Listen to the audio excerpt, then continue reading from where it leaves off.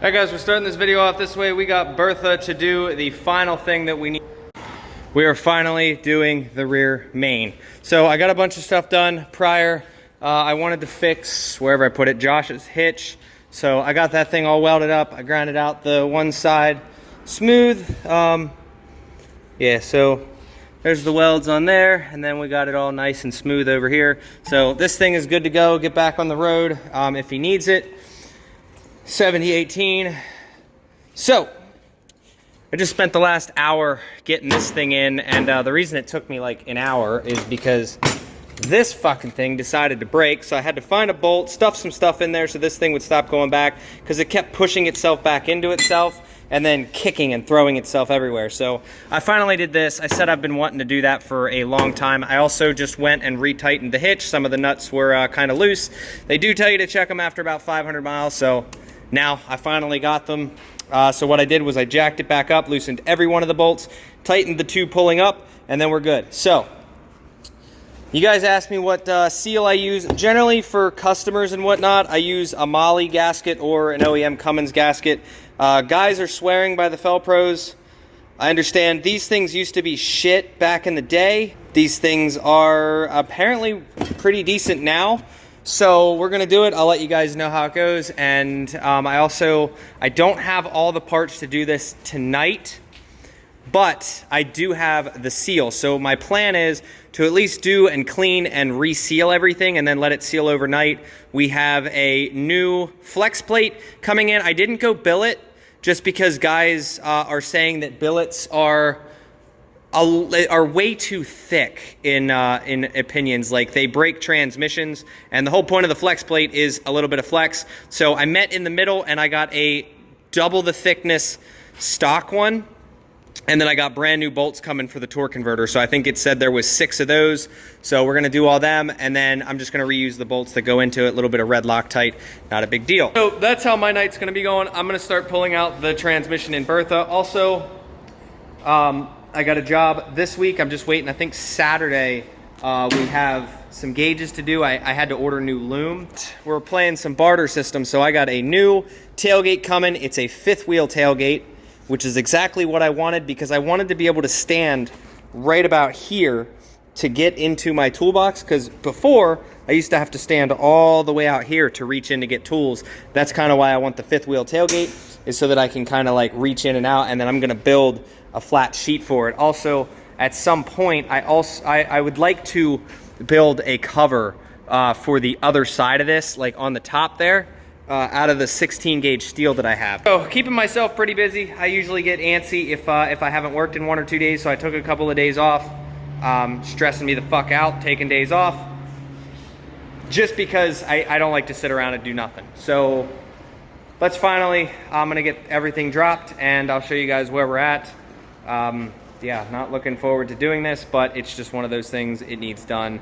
I might distract myself for a little bit and just clean the shop, because I made a mess there trying to find bolts and shit, and then I went and got a new bucket for my bolts, so out of protein powder. So we're gonna be using this thing for all my bolts now, and then throw that other shit bucket away. I've just been using Tub-A-Towels buckets and whatnot. So we just got restocked on brake clean and PB blaster and new gloves. So let's start tearing Bertha apart. I'm gonna get it up on jack stands and whatnot, and then start tearing it down.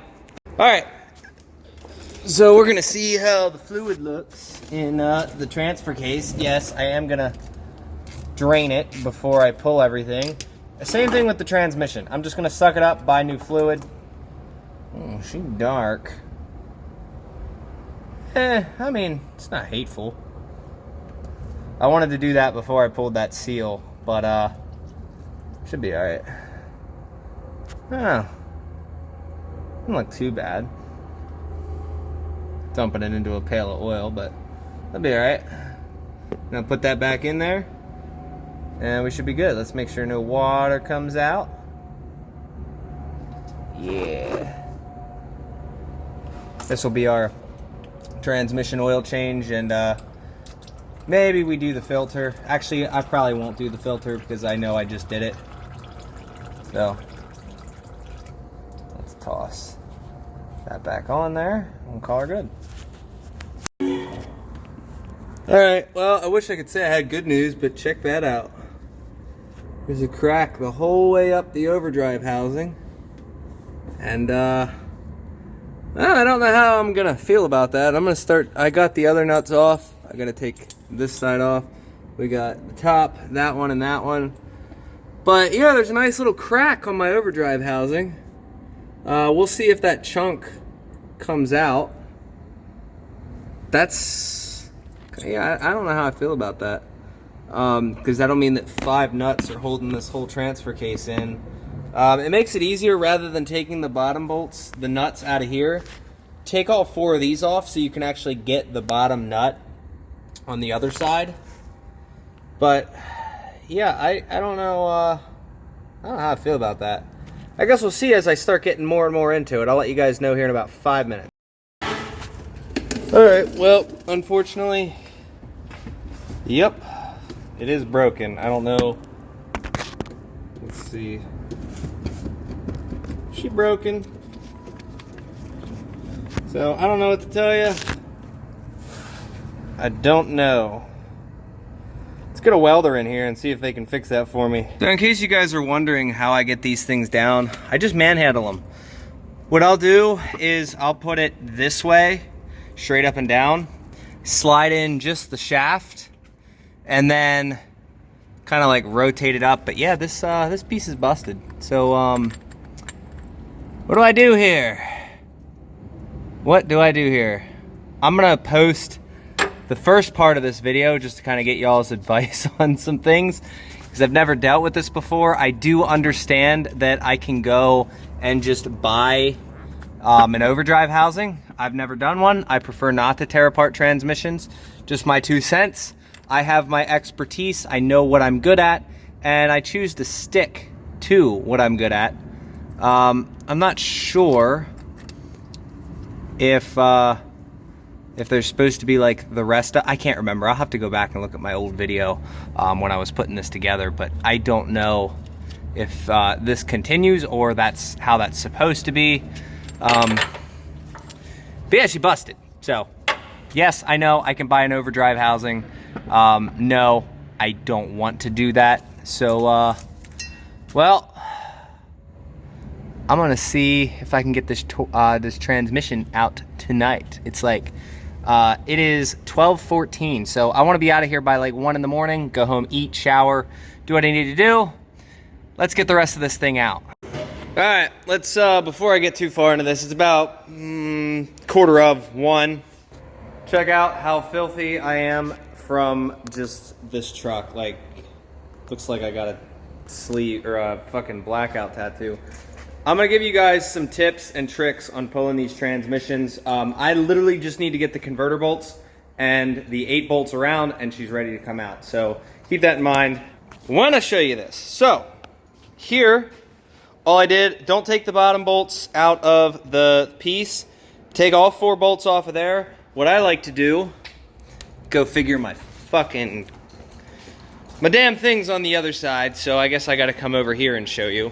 But what I do is I jack up the transmission, take all the bolts out. I do end up putting all the nuts back where they belong. Looks like we are missing one right now. I put all the bolts back where they belong. I have gotten the full send diesel transmission lines off. I've gotten all the plugs and that guy off, so everything's sitting here. What I like to do is put the transmission on a jack stand at the very end, and that way it gives you so much room to work under here. And if you look, you can't get that bottom nut with that piece on. So best bet, put the transfer case on without this bottom piece, without your control arm or your cross member, and then you can get that bottom nut and then put all this stuff on. Looks like I'm only gonna have to put 5 nuts back on because that one's missing. Like I said, I'm gonna get I'll get the advice of one of y'all transmission guys out there. But this is where we are at. You can see, like, just look, you can see everything. So it just gives you so much room. Unless you're gonna pull this thing all together anyway, you can't get this nut. You can't get this trans off. Mine wasn't on there. Maybe I didn't put it on. last time I put my trans in, but it's my truck, so I didn't care. I'm gonna put it in now, but literally all I gotta do, those 8 bolts, this and that, and that's the easy part. What I'm probably gonna do is just close it out here as kind of like an update video. You guys are gonna get good content coming soon from me doing transport, because I am going back out on Tuesday. I'll be honest, like the whole quitting hotshot thing, I'm like, man, you know, I hated doing it, and then I got a shop. I worked in here for several months working on customer stuff, and I'm like, wow, I really don't like this much either. So honestly, hotshot is just really easy money. It's something I can physically stand. I'm still using the truck. I like doing the mobile welding and whatnot, but working on these diesels, I'm really trying to find a way to replace me. I need to get a couple of things invested in this shop so that I can finally replace myself and get somebody in here. But at the same time, I want to keep them busy enough that, like, at least 40 hours a week is kind of my opinion on that. I'm trying.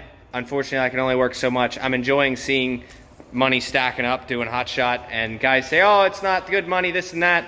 It's like, I think my worst week has been like $3,500 in profit. So I mean, for a power only hotshot, the rates are decent. You just gotta figure out how to make the money on your own. And I'm leased under a decent company, and that's just where it's at. They mainly deal with freight. I do the power only side, and Josh is also doing the power only side. So still trying to get him to start to start editing his stuff. But this is where we're at. If you guys would like an update on kind of what I've done so far to Bertha since we've been home, I have the 5th wheel tailgate coming. That plug is in and done. Nothing changed back here, just the Timbren suspension with the axle dump.